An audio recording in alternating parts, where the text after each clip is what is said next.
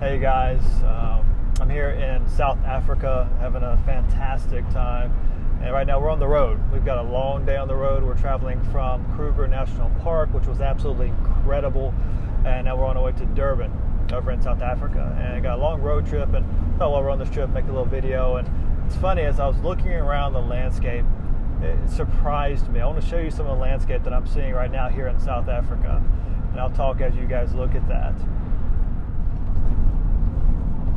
Alright, and what we're looking at here is some of the landscape as we are on our way to Durban here in South Africa. And it's absolutely amazing. It's beautiful, but to me, very surprising. This was my first trip to Africa. Typically, when I think of Africa, I'm thinking of, the wide open plains with more of a golden hue because it's dry, and of course giraffes eating out of the tree, lions running around somewhere, and they definitely have those. I've seen those, and they're beautiful. But that's not all of Africa. There's some very unique scenery. It's beautiful. It's diverse. Of course, it makes sense. Africa is a really big place. But you see the mountain ranges in the background. You see all the lush vegetation. There's so much greenage as you go through here. Actually, sometimes it reminds me of being back home in North Carolina in certain ways, in certain areas. It's just not what I expected, but it's awesome that way. And as I think about that, we think about the account of Gideon, and God coming to Gideon and telling him, I'm going to use you, Gideon. Go, mighty warrior, to defeat the Midianites. I'm going to use you as a judge to free the Israelites from this oppression as they've cried out to him. And Gideon's first response is, but God, I'm the least and the smallest tribe of Manasseh. What can I do?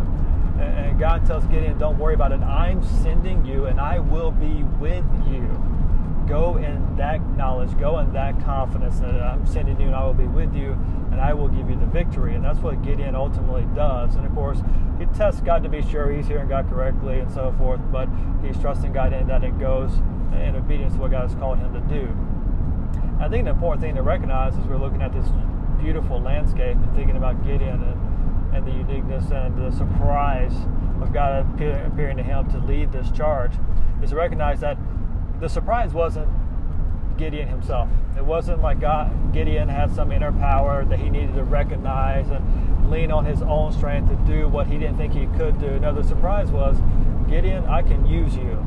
It doesn't matter who anybody is. If God is working through us, God can do amazing things. It doesn't matter where we come from, our background, but if we are putting our faith in him, no matter how small or little we may be, God can do powerful, wonderful things. And that's what he does through Gideon.